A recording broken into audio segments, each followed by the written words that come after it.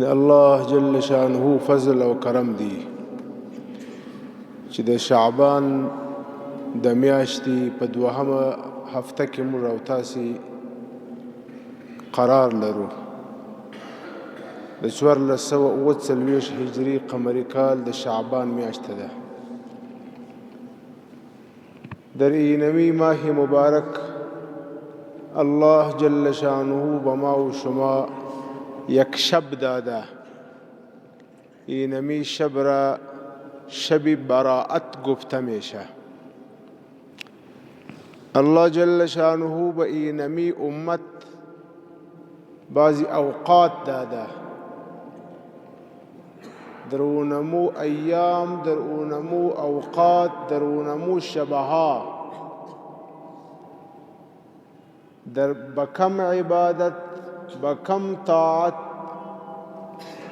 یک بنده مسلمان به الله جل شانه زیاد تقرب حاصل میکنه، زیادتر نزدیک میشه.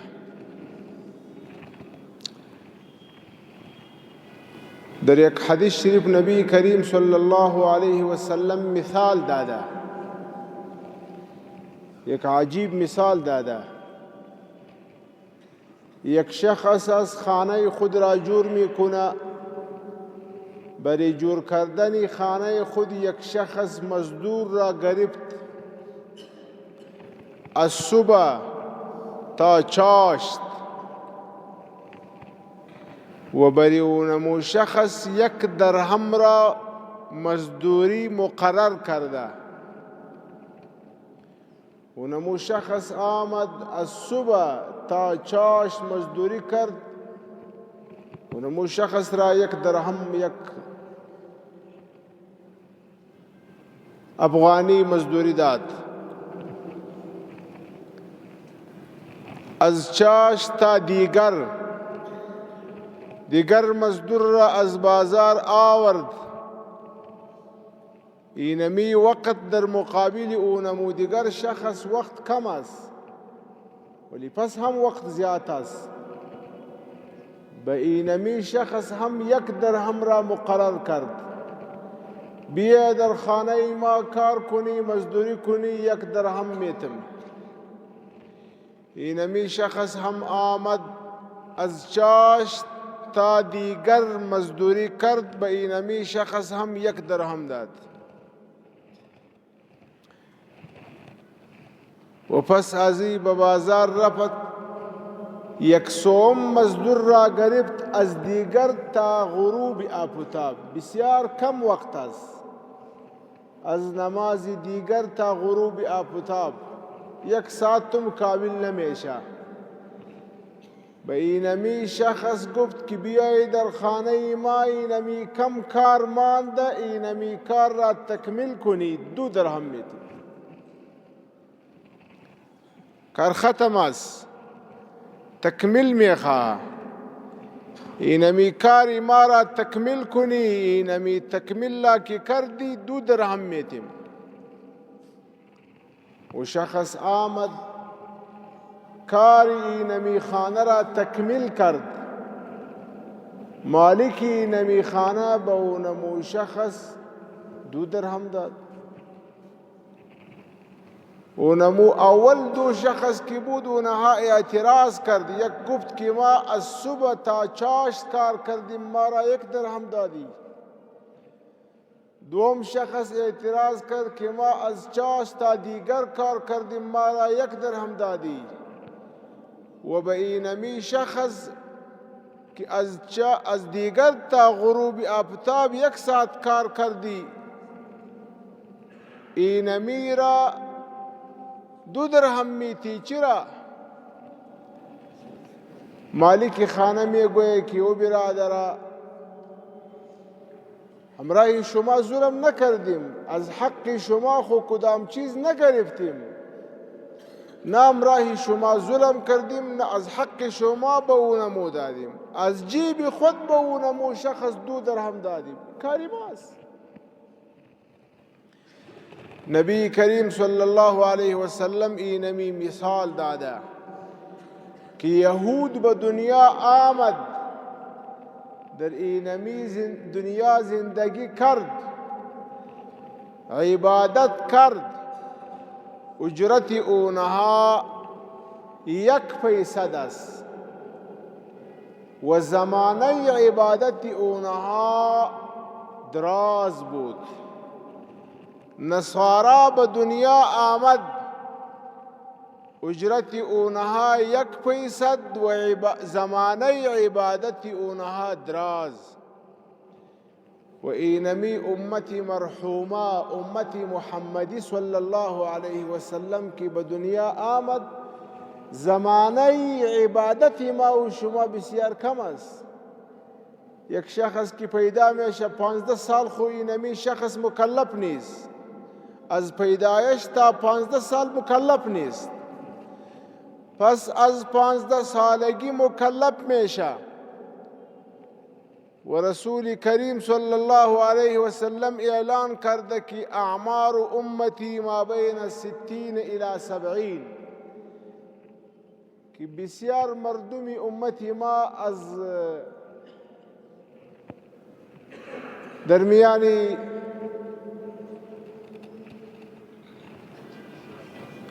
6 تا 70 سالگی در اینمی میان فوت میشه. پس تمام عمر ما و شما 6 سال یا 70 سال است، از این هم 15 سال کم کنی، در آخر عمر ضعیف میشه. در اینمی کم عمر که ما و شما عبادت میکنیم، الله جل شانه به ما و شما اتر کلان اجر میته که در قیامت اولین که به جنت میره اینمی امت میره.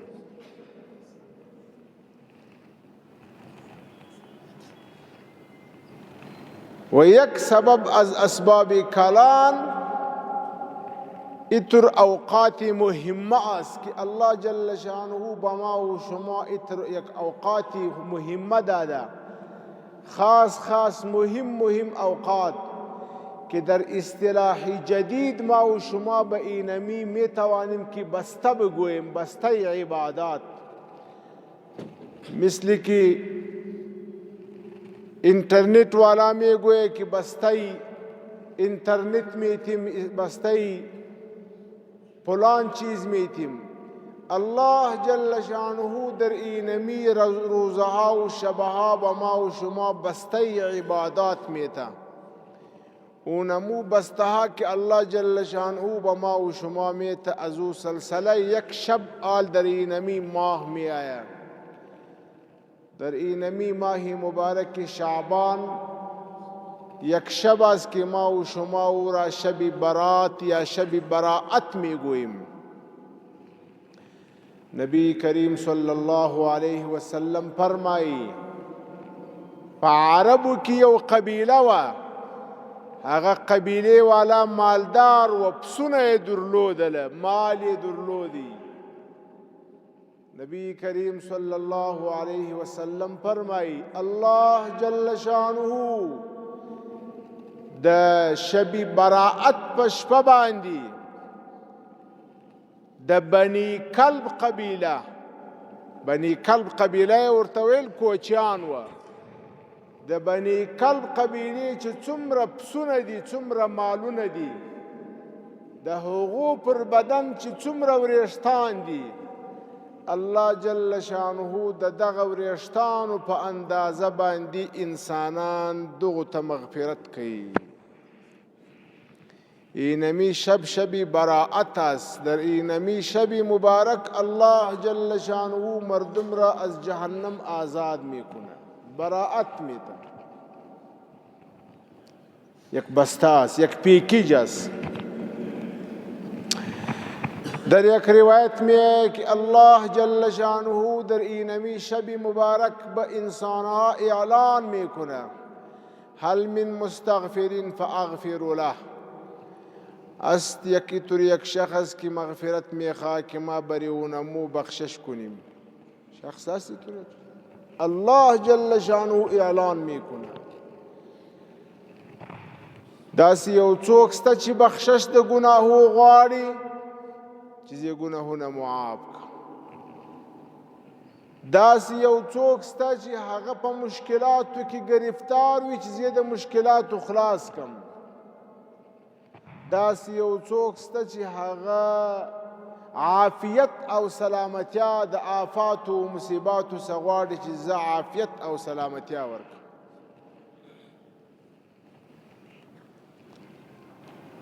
وقتی که از طرف الله جل شانه که خالق و مالک است، تمام خزانه های زمین و اسمان در قبضه او نمو ذات با برکات است. ولله خزائن السماوات والارض.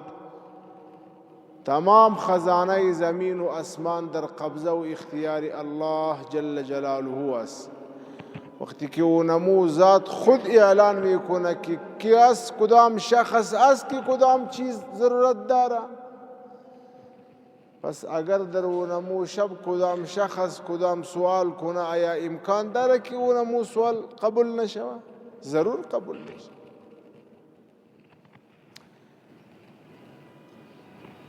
و اینمی ماه مبارک ماهی استعداد است بری ماهی آینده که ماه رمضان المبارک است.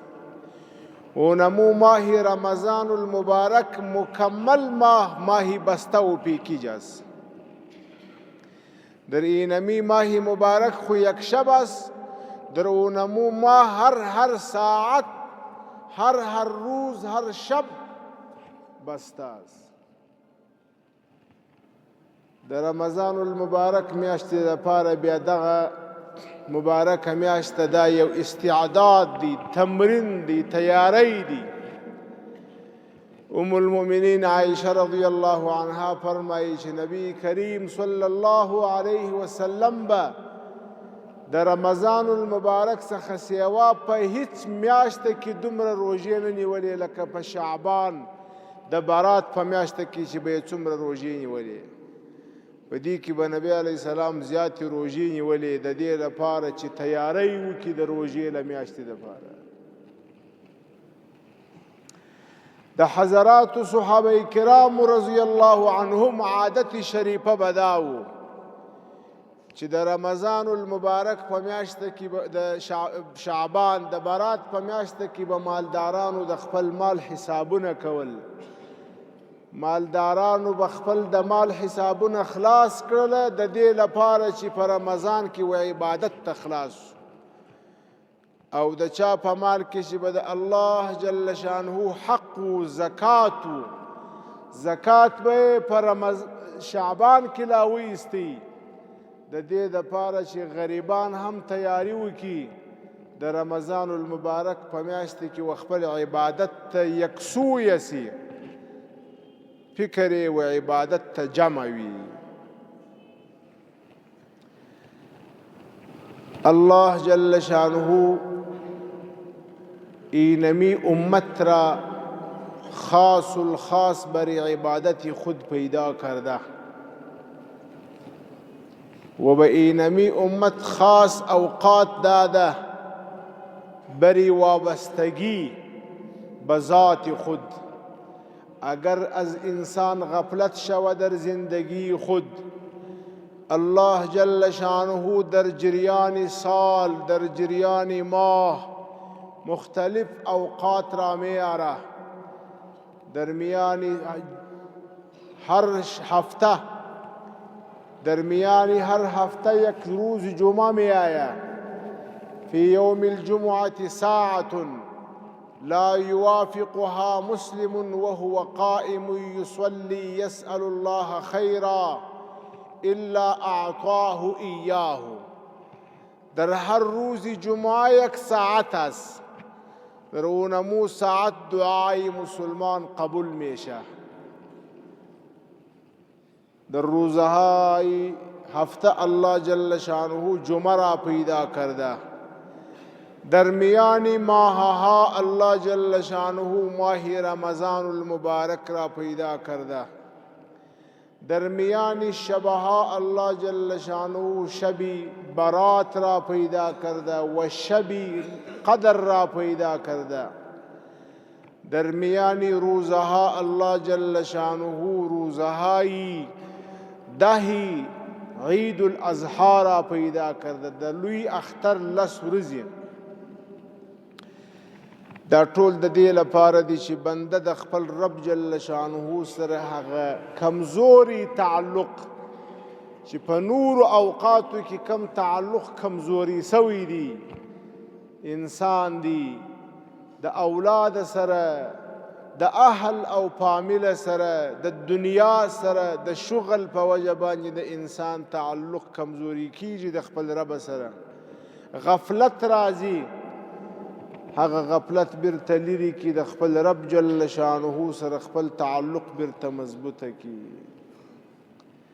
په دې اوقاتو کې الله جل شانه د بنده څخه لږ څه په ډیر باندې قبلوي په لږ څه باندې الله جل شانه د بنده سره جوړ کوي په لږ څه باندې الله جل شانه د بنده څخه راضي کیږي نو د بندگانو لپاره هم پکار دي چې الله جل شانه راضي کی او دغه اوقات دا غنیمت وګرځي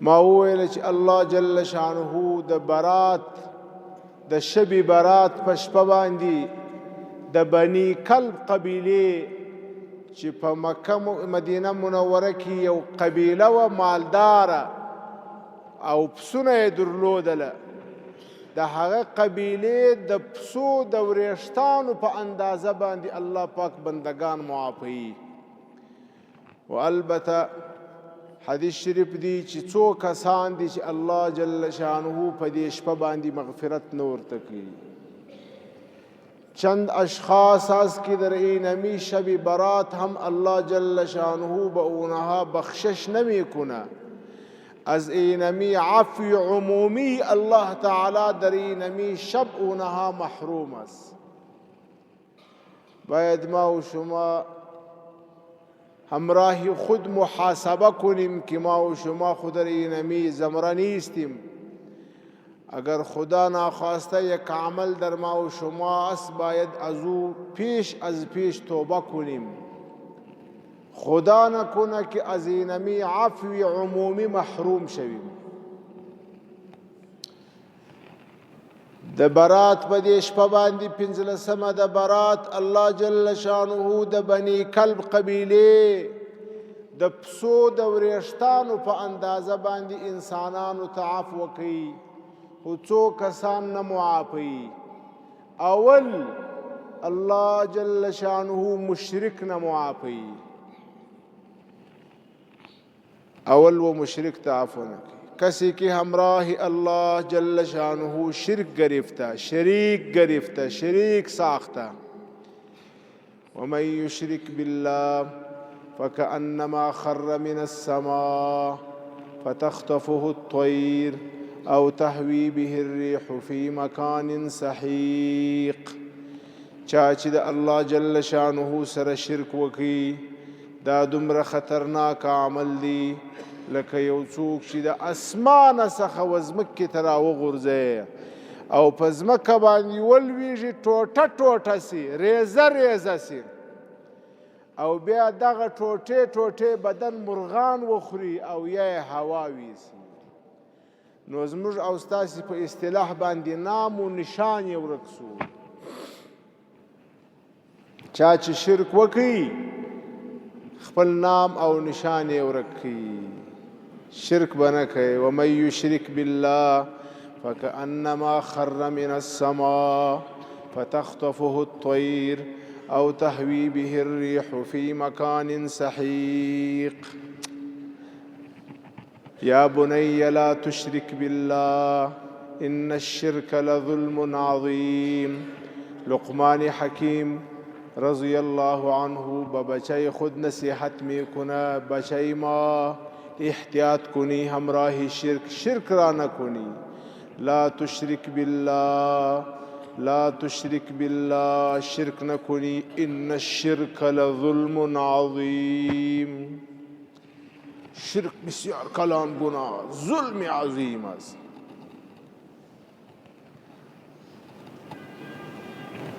شرک چا چې د الله جل شانه سره شرک وکړي د الله جل شانه څخه سوا بل څوک د الله پاک سره په ذات کې یا په صفاتو کې شرک کړي انا لله و انا الیه راجعون موږ ډېر خلک وایي زه خو شرک نه کوم شرک خو زه نه کوم په ځان نه خبر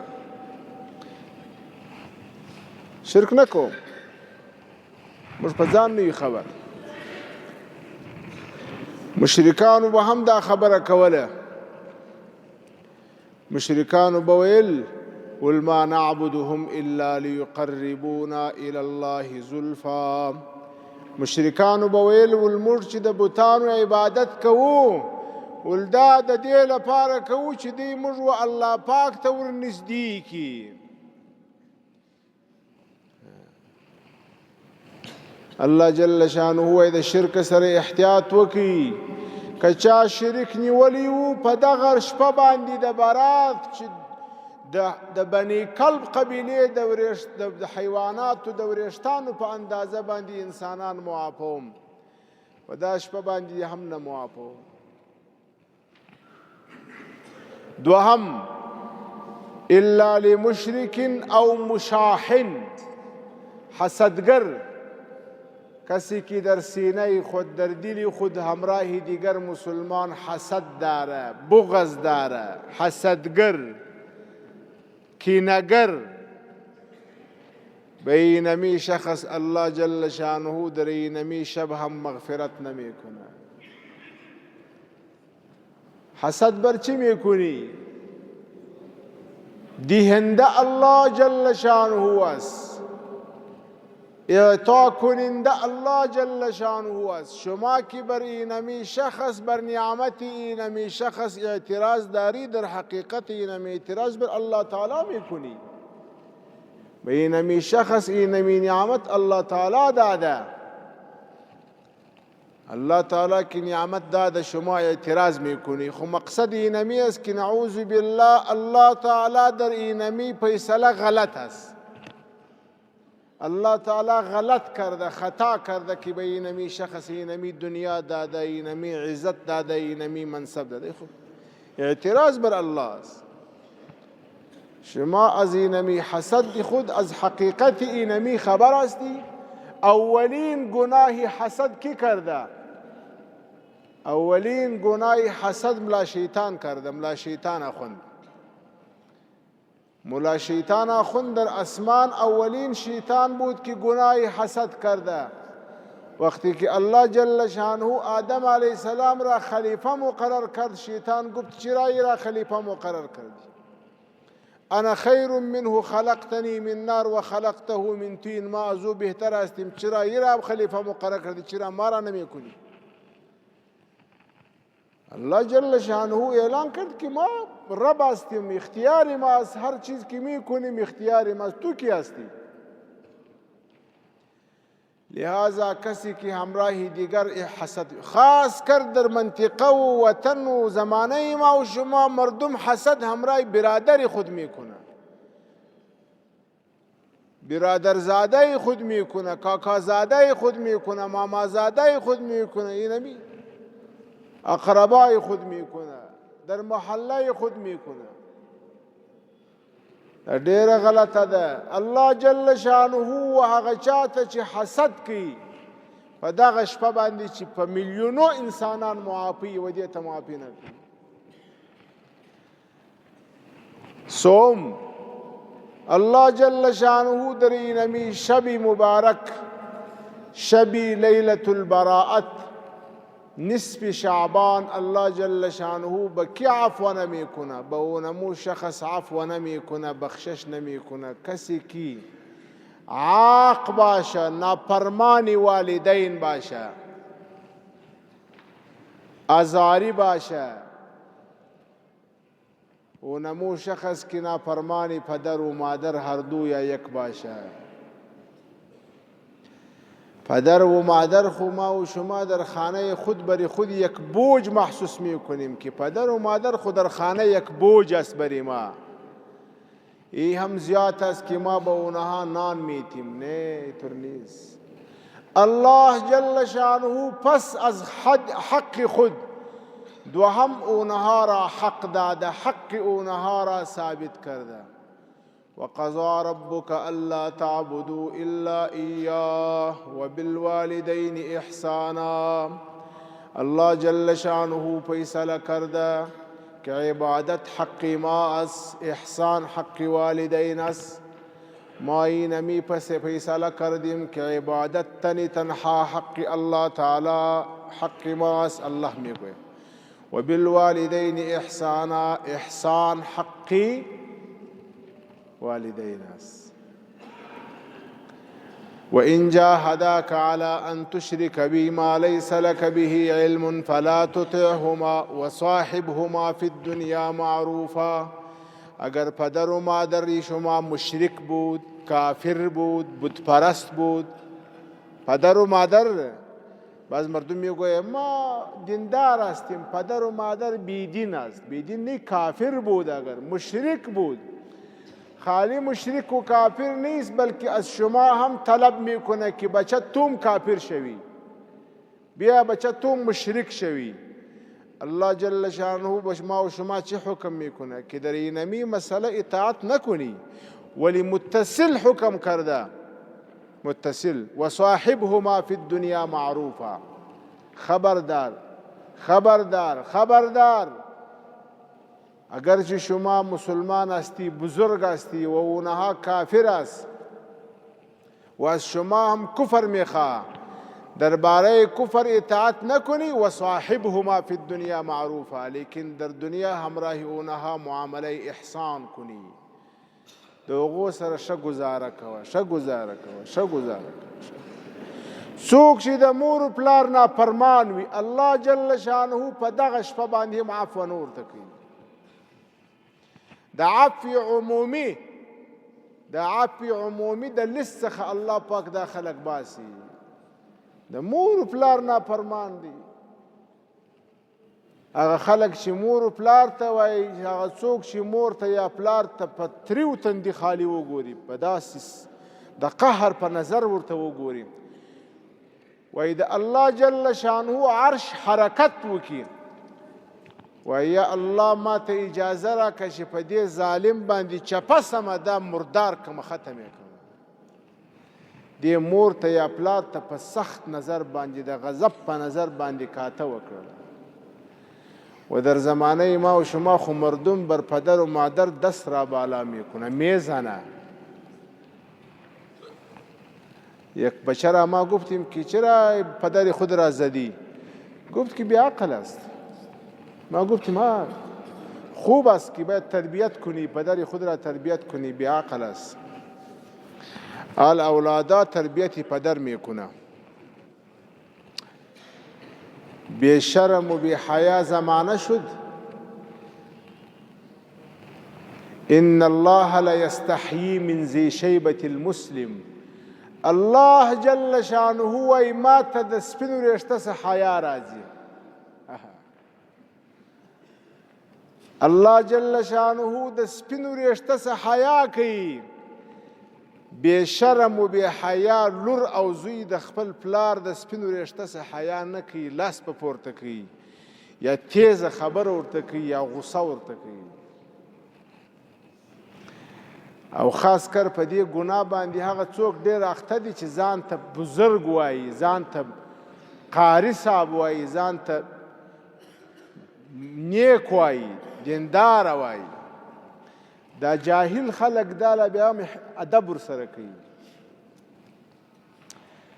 څلرم، الله جل شانه په دې شپه باندې و هغه چا ته عفو نه کوي څوک چې شراب خور وي، شراب خواره، نشیان شراب باندې اخته، چرسو باندې اخته، دا پودرو باندې اخته، تاریاکو باندې اخته، نشیان. زموږ خواته مشهوره د خلک وایي بې نشې سر کډو دی. زموږ خلک وایي چې نشه نه کوي، هغه سر کدو دی، کدو. وای باید نشه وکې، نه، د نشې سر کډو دي. هغه څوک چې نشه کوي، شراب خوري، الله جل شانه یې په دغه شپه باندې د عمومي عفو د لیسته څخه باسي، عفو نور ته کوي. او پنځم په دې شپه باندې الله جل شانه و چاته عفو نه کوي. په دې شپه باندې هغه څو چاته الله پاک عفو نه کوي. د پنځلسم د برات د بني کلب قبیلې چې مالداران و کوچیان و پسونه یې درلودله، د هغو د پسو د وریښتانو په اندازه باندې انسانان بخښل کیږي. خو یو څو کسان په دغه شپه باندې هم نه بخښل کیږي. یو پکې څوک دی؟ شپږم هغه څوک دی چې د بل مسلمان څخه بې له سبب شرعي تر 3 ورځو زیات خفه. خوب یاد کنی نمیرا، کسی که از برادر مسلمان بغیر از سبب شرعی، یک خو سبب شرعی است که اینمی شخص گناه میکنه، ما او نمو شخص را بار بار گفتیم که اینمی گناه است نکنی، او نمو شخص اینمی گناه را ترک نمیکنه، به سبب گناه همراه او نمو مقاطعه کردیم. یہ خو جدا است. نی بغیر از سبب شرعی به سبب امور دنیوی از مسلمان زیاد از 3 روز اگر مقاطعه کردی، سلام بند کردی، الله جل شانه در اینمی شب به اینمی هر دو مسلمان بخشش نمی کنه. الله جل شانه حکمو کی وای ترڅو چې دی نه سره خوشاله سوي جوړه نه کړي، زه هم جوړه نه سره کوم. لہذا دا مبارک شپه روانه ده. نن دا د 11 د شعبان د برات 3-4 شپې پاتې دي. د دې شپې دپاره تیاري وکړي. د الله جل شانه په عمومي عفو کې موږ باید ټوله ځان داخل کړو، د الله پاک څخه عفو وغواړو او د الله پاک د عفو مستحق ټوله ځان جوړ کړو. او تر دې وروسته د رمضان المبارک میاشت را روانه ده، هغې میاشتې ته تیاري وکړو. د رمضان المبارک میاشته چې ده د عباداتو میاشته ده، په الله جل شانه باندې خپل ځان د بخښلو میاشته ده، د الله پاک سره د جوړې کولو میاشته ده او د الله جل شانه ته د تقرب او د نږدېوالي میاشته ده. نبی کریم صلی الله علیه وسلم به 2 میاشتې مسلسل د برات او د خدای تعالی میاشته، د رجب او د شعبان میاشته مسلسل په دا دعا کول: اللهم بارك لنا في رجب وشعبان وبلغنا رمضان. یا الله موږ ته په رجب کې هم برکت واچې، په شعبان کې هم برکت واچې او موږ و رمضان ته ورسوې، موږ و رمضان ته ورسوې. موږ نبی علیه السلام مبارک به 2 میاشتې مسلسل دعا غوښتله: یا الله رمضان ته مو ورسوې، رمضان ته مو ورسوې، رمضان ته. دا د یو مسلمان ډیر لوی سعادت دی. بر یک مسلمان اینمی بسیار کلان سعادت است که در زندگی او یک بار دیگر ماه رمضان بیاید. اونمو مردم محروم میشه کسی که پیش از رمضان فوت شود، از برکات محروم میشه. به این سبب نبی علیه السلام پیش از رمضان 2 ماه پیش از رمضان اینمی دعا سنت است که شروع کنی: اللهم بارک لنا فی رجب و شعبان و بلغنا رمضان. یا الله ما را به رمضان برسانی. و ما و شما چی میکنیم؟ 20 روز مانده، پس رمضان آمد، بیا روژه راله. داسې اظهار کوو لکه یو محبس ته چې مو بیایي، لکه یو مصیبت چې رالی. دا ذهن مو جوړ کړی دی. دا د الله جل شانه رحمت دی، نعمت دی، تقرب دی، پیکج دی، یو بسته ده او موږ بیا د وس څخه زړه ورته ډک دی. بیا روژه راله، 20 ورځې پاتې دي، حساب ورته کوو. بیا راله او نبی علیه السلام به 2 میاشتې زارۍ کولې: یا الله ومې رسوه، یا الله ومې رسوه، یا الله ومې رسوه، یا الله ومې رسوه. که ما او تا دا خپل ذهن بدل کو دا دعا شروع کو اللهم بارک لنا فی شعبان وبلغنا رمضان. یا الله دا څه شپې چې پاته دي د شعبان په دې کې برکت را تراکه او رمضان ته مو ورسوه. د رمضان شپې را نصیب که، ورځې را نصیب که، عبادات را نصیب که. که دا شروع کو بیا چې یو ساعت رمضان را نږدې کېږي موږ به خوشحاله کېږو. الله دې موږ تاسو ته رمضان را نصیب کړي. اللهم بارک لنا فی شعبان وبلغنا رمضان. واخر دعوانا الحمد لله.